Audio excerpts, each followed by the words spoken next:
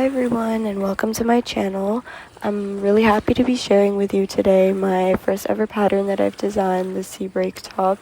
This is really supposed to mimic the way that the waves break onto the sand, and so I came up with this idea just trying out different variations of a shell stitch and a wave stitch, and I combined them to make this airy sleeveless top, and I filmed the entire thing on the beach just for the vibes. And so I won't be putting music or anything, just sea sounds and beach background. You can either follow along with this video and just make the piece yourself using this video as a tutorial, or if you would like a more detailed version with step-by-step explanations as well as diagrams, sketches, tips, and more, you can find the written pattern, and I'm gonna link it in the description.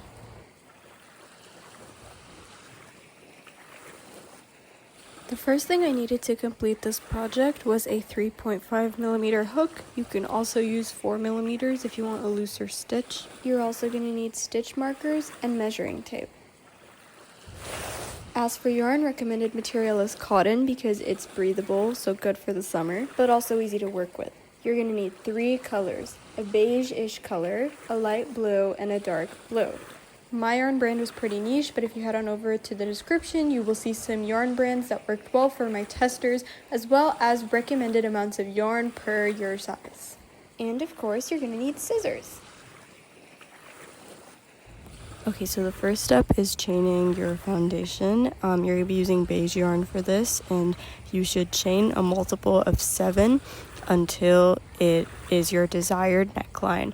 Just editing to add that by neckline, I mean something like this. Don't actually chain something that wraps around your neck because that's going to provide an inaccurate measurement since it decreases a little bit as you work into the chains, which means you need to allow room for the top to drape over your shoulders when it's done. The longer the neckline, the wider the panel, the bigger the top, and the bigger the sleeve drape on your shoulders. And in any case, if you have a bigger bust, or in general, if you are not super sure with your measurements, one good thing to do might be to wrap the measuring tape around your bust and take your bust distance and then multiply by 1.5 times to make it kind of loose and divide that by 2. And then you can chain the multiple of 7 that is closest to that measurement.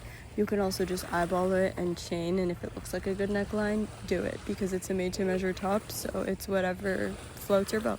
If you're chaining multiple of 7 until it's around your bust, and then doing the 1.5 times dividing by 2 measurement, and you have an odd number of 7, you should round up or down to a multiple of 7, depending on how slightly looser or tighter you want the fit to be.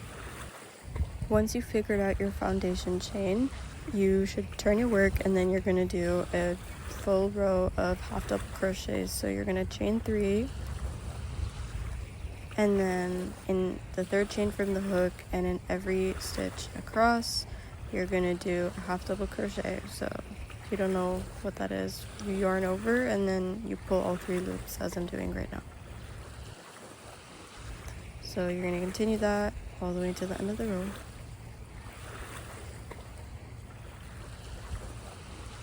And then when you're done, it should look something like this. This just provides a sturdy base for your top. Okay, so now I'm going to be doing the most important part of this tutorial, which is teaching you the actual seabreak stitch. This is basically a composition of 8 rows that you repeat over and over again until you get your desired panel length, and this constructs your entire top. So it consists of 2 shell foundations and then 2 actual shell rows, a base row for your waves, and then 3 different rows to complete your wave. And now I'm going to walk you through each row. Okay, so for your first shell foundation row, you're going to chain 4. This counts as a double crochet and a chain 1. And then I'm turning my work over here, but you can do it whenever you want. I just like to kind of break the 2 rows by turning my work. And then in the exact same stitch, you're going to do a double crochet. So yarn over, then pull through the first 2 loops, and then pull through the last 2 loops. And this forms your first half V stitch. This is what I'm going to be talking about every time I refer to half V. Then you chain 4. Keep your tension a little bit loose for this part. And then you're going to skip the next 6 stitches. So just count 1, 2, 3, 4, 5, 6, and then in the 7th from the hook, you're gonna do a full V. So double crochet again, chain 3 instead of the one that you did before, and then in the same stitch, double crochet. So that's just a full V, which is twice the size of the half one that you did at the beginning of the row. And you're gonna do this until you reach the very last set of 7. So you're not gonna do a full V in the last stitch. You're going to, again, here I'm just chaining 4 loosely, and then you skip your stitches, and if you've done a correct multiple of 7, the very last stitch should be the 7th one, and even if it's not, it's okay. But you're going to do a half V, so you're going to double crochet, and then chain 1, and then double crochet again. And that's it for the first shell foundation row. Here's a little video of what it should be looking like. Now for your next row, it's going to be your first row of actual shells. So you chain 3, make sure to turn your work at some point in this process. And then in your first half V stitch space, so in the chain 1 space, you're going to do 3 double crochets. This is going to make a half shell in the half V. So maybe you're getting the pattern here. So 3 double crochets. As you can see, this has made a half shell. Now in the chain 4 space that you've done next to it, this is going to be kind of your anchor. In this chain 4 space right here, you're going to do a single crochet. So yeah, put it into space, and then do a single crochet, and it kind of pulls your shell up.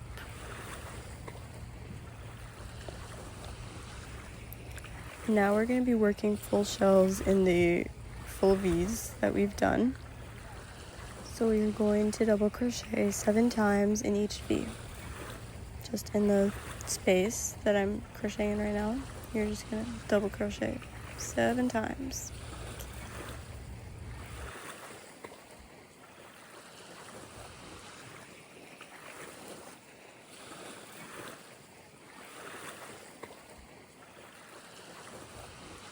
So now you've made your first full shell, and then in the next chain 4 space, you just single crochet again to anchor it.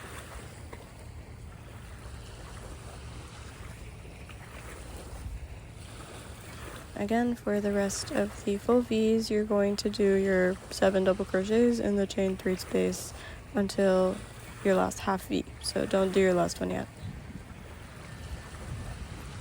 Okay, so I'm doing my last anchor right now, and all that's left is this small V-stitch, this half shell. So you are going to double crochet 3, not 7, into it as you did on the other end. So 2 and 3. And then in the third chain, because you see here you did a chain 3. So in the 1, 2, third chain right here, you are going to double again. Just to sort of create that 4th one to give it a half shell look and to keep your look straight. So after this row, it should be looking like this. You should have a very nice array of shells.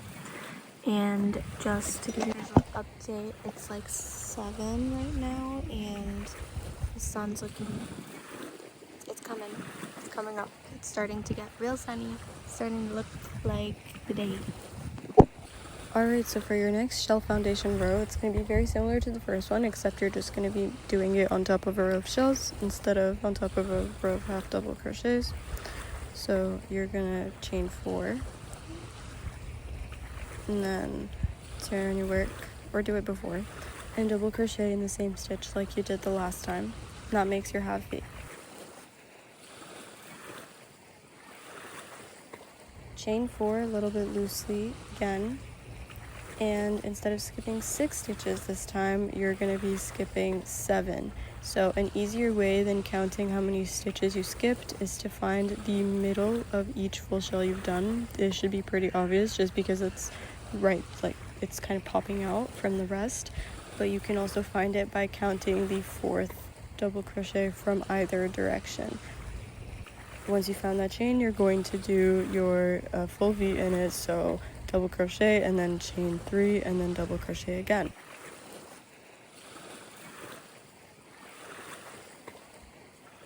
And then you just repeat that process, so chaining 4 and then either skipping 7 or finding the middle of the next shell, it's the same thing, and then doing your full V in that until you get to the half shell at the very end.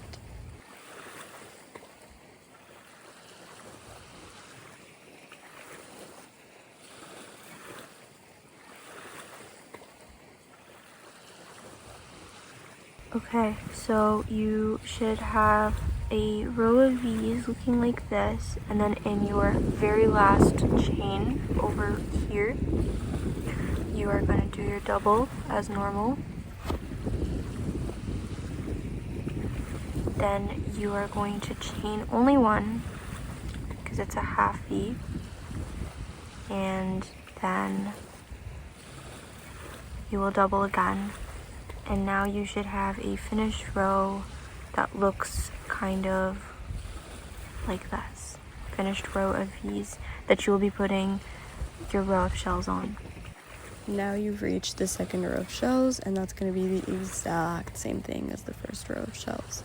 So I'm just going to dictate what I'm doing here. You chain 3, then you do 3 double crochets in the first half V stitch. Then in the anchor stitch you do a single, and then in every single full V you're going to just do 7 double crochets up until the very end. At the very last half shell you will do 3 doubles, and then in your third chain over here you are going to do your last double, and I will meet you at that point. So at this point you should have 2 rows of shells. Should be looking kind of like this, and at this point you will be done with the beige portion of the pattern. Normal beige will be used in a different way. You'll just be like repeating this pattern. It's around 7:30 and pretty. Now you're going to switch from beige to light blue. So you can switch colors however you want, but if you use a different method or maybe don't know how to switch colors, this is how I do it. So I don't want to switch colors when I'm on the very last loop or when I'm about to start a new row.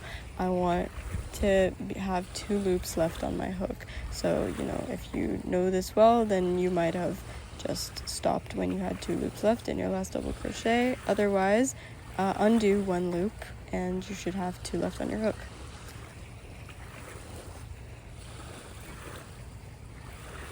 And then you grab your new color. I love this light blue, it's so shiny.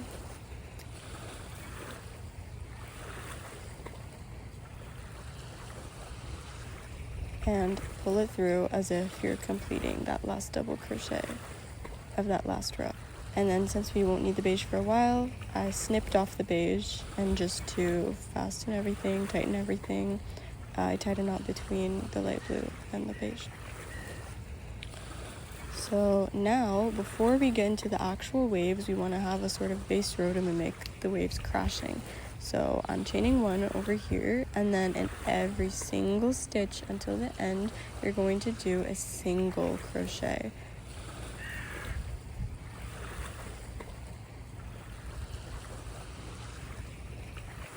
Once that's done, you're gonna actually start your first light blue wave row. So chain 3. Even though chain 3 technically is a double crochet, we're using it as a triple crochet here just to kind of like offset tension to start our half wave. And then in the next 3 stitches you do a double crochet, then a half double crochet, and then a single crochet. If you can't tell, we're decreasing right now, we're doing increasingly like lower stitches. Then you've got into this anchor point right here. This is not on top of any shell, this is your anchor stitch. So you're gonna single crochet in that. At that point, you're gonna reach your shells, so it's gonna be 7 stitches to work into, and you're gonna make these stitches in order. So first, another single crochet, and then a half double crochet, and then a double, and then a treble.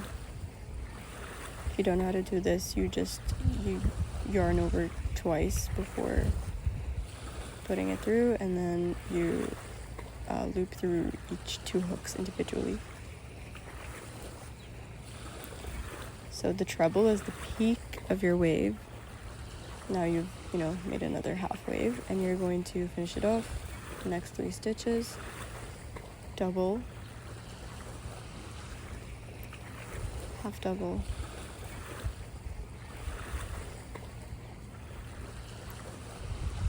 and then here you finished your wave with a single crochet, and in the next anchor space you're going to do another single, and you're just going to repeat this until the last full shell. So increasing single, half double, double, treble, and then decreasing double, half double, single, and then putting a single crochet in the anchor stitch.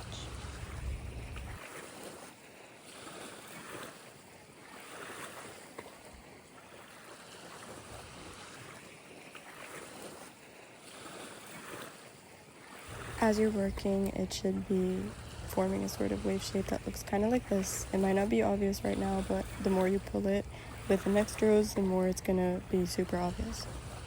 Okay, so in the last half shell that you've got going on here, I've already done my single crochet in my anchor stitch. You're just going to do a half wave. So in the last 4 stitches, you single crochet,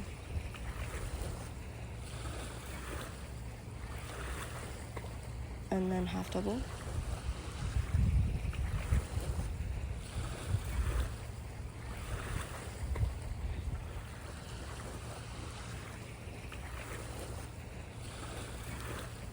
and then double,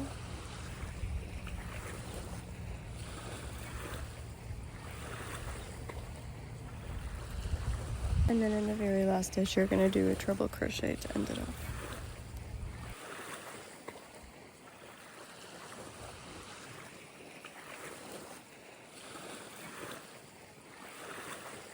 Now I'm going to switch to dark blue the same way I switched to light blue. So I'm undoing the last loop just to have like the last 2 loops left on the hook from the previous row. And then putting in my blue yarn, my dark blue. Snipping off the light blue.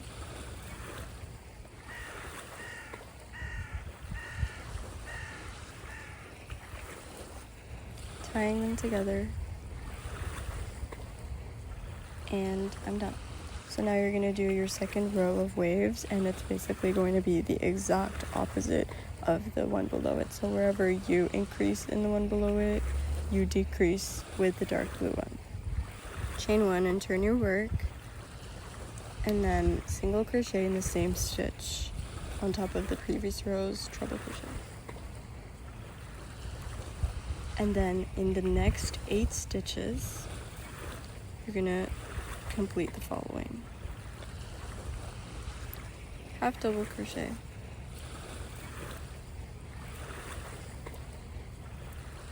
double crochet,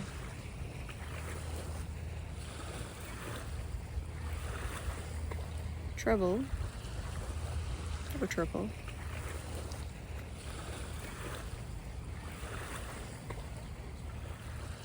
triple again in the anchor,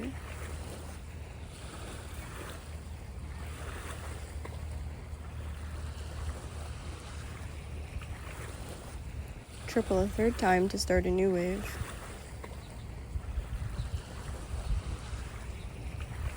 double,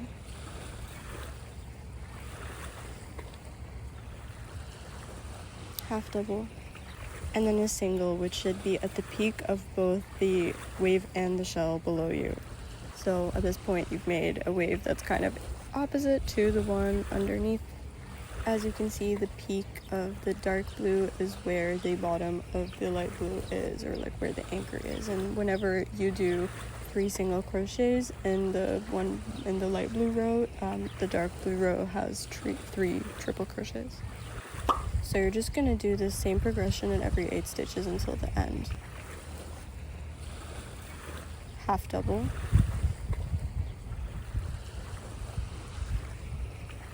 double,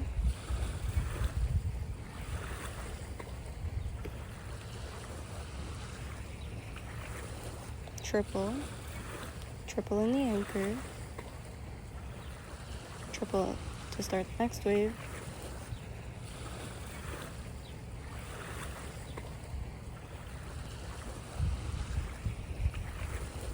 double,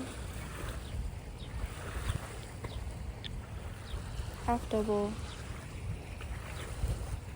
and single at the peak of both the wave and the shell below it.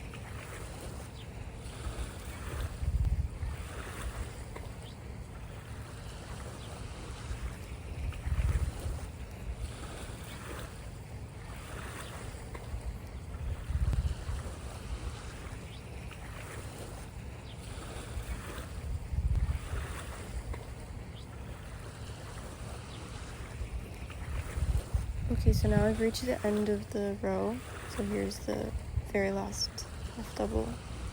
If you're confused on where to put your last single crochet, I'm showing you right here. You're just gonna put it in like the third, from where you've chained 3 at the beginning. In that third chain, you're going to place your single crochet there. And then in the end, it should look like this. As you can see, the dark blue row has already pulled up the light blue, and we're seeing a good like motif of waves crashing and complementing each other. Okay, so now I'm undoing the last loop I just did to switch colors to light blue again, and you're going to do the last row of the seabreak stitch. It's another row of light blue waves that's super similar, almost the exact same thing as the light blue wave row that you had just done before this dark blue one. Chain 3. Make sure you turn your work around some point in the chain. And then in the next 3 stitches, you're going to double crochet on top of the half double below it, half double on top of the double below it, single crochet in every treble, so end of this wave in the anchor stitch and beginning of next wave.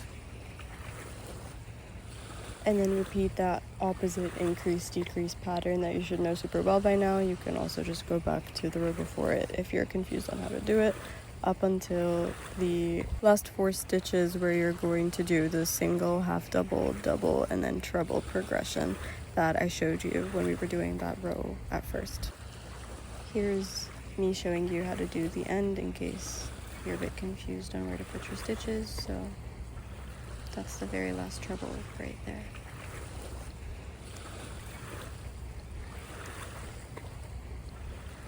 And then you should be done your seabreak stitch, your first rep of it, so great job. This is basically the hardest part. After that, you're just going to repeat the same thing over and over again. But before I leave you to repeat, I just want to show you the first shell foundation row again, just because you're going to be doing it on top of waves instead of half doubles, so I want to make sure that that part is well understood. So I went ahead and changed my color to beige, and then chaining 4 and doing a double crochet in the same stitch, making my half V. You chain 4 loosely again.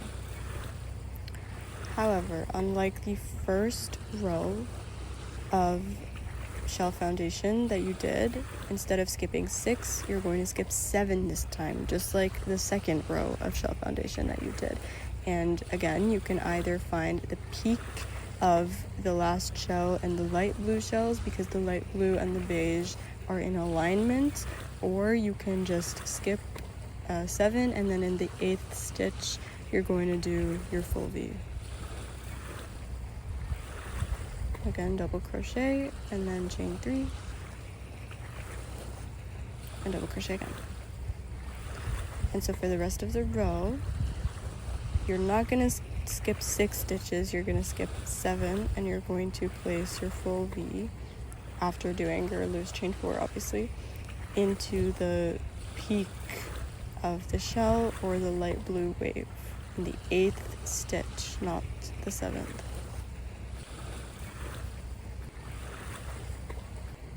Once you get to the end of the row, again in the 3rd chain from the first chain 3 that you did in the last light blue row, as I'm showing you, that's where you're going to do your last half V to give it some structure. Double crochet, then chain 1, and then double crochet again in the same space. And there we go. It should look like this, and then now you can relax and repeat the exact same pattern over and over again until you reach your desired rep length. For me, I did 5.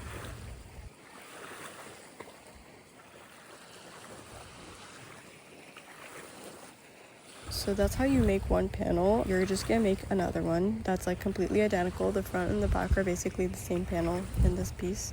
Small discrepancies are fine, but you should make sure that it's similar in size and amount of waves. And you want to make sure your tension didn't change super drastically between them. Once you're done your 2 panels, we're going to start assembly. Yay! Step 1 is marking your openings, so you either place it against your body or try the piece on. And you want to mark, first of all, your neck holes. Second of all, the end of each panel where you're going to seam your shoulders, like where your shoulder seam is going to end, like this. And then also you want to do your armholes as shown. And it would be nice to put a stitch marker at the bottom of each panel too, like the bottom sides, just to give it some structure as you try it on. Then you're going to seam the top at the shoulders. So with light blue yarn, since your top ends in a light blue row, you're going to insert your hook through the top stitches of both of the panels. And then you're going to take the light blue, you're going to insert it here, and make a slip stitch just to keep it tight. And then for every single stitch on both sides, make sure they always align. You're going to insert your hook. Here's me going through one side and then the other. Pull your yarn through and single crochet.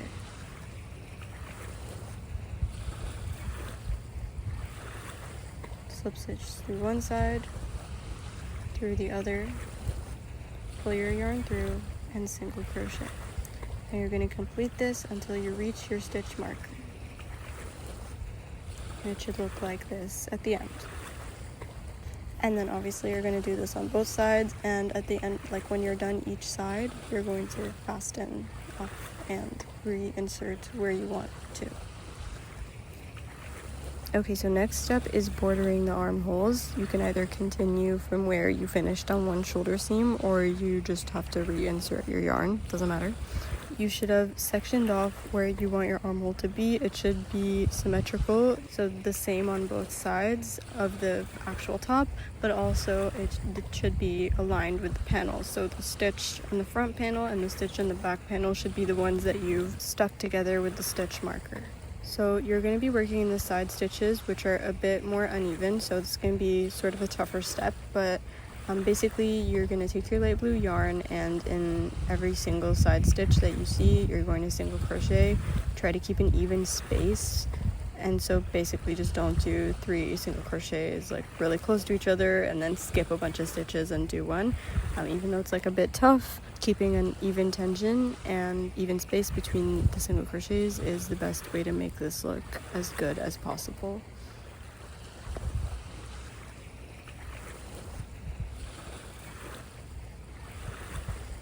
Once you get to where the stitch marker is from one side, you're gonna take it off, but make sure you memorize the spot, and then you're going to insert your hook through both loops where the marker has gone through, and then single crochet as usual, and then start on the other side all the way until you reach the shoulder where you started.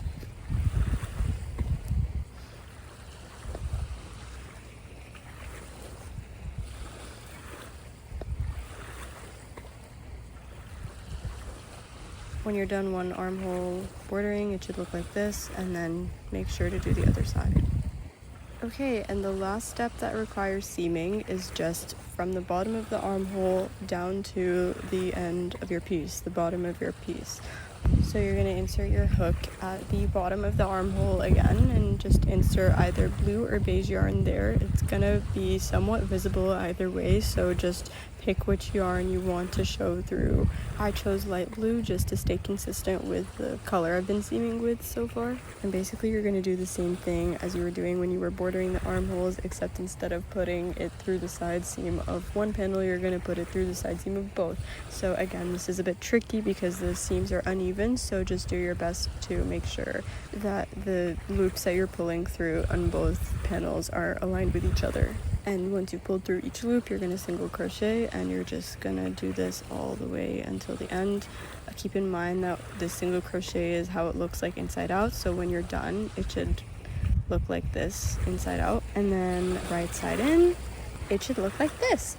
So do the same on the other side. Take out your stitch markers, weave in any remaining ends, and flip your piece inside out. And once you've done all this, you should have your seabreak top ready to wear on whichever occasion you wanted to, whether that's on the beach, out in nature, or maybe if you want to feel some beach vibes and you're not actually in beach season. Totally done that. Thanks for sticking along for this tutorial. I hope you enjoyed, and if you've watched this through and haven't made it yet and some parts seem a little confusing, again, the written pattern is linked in the description.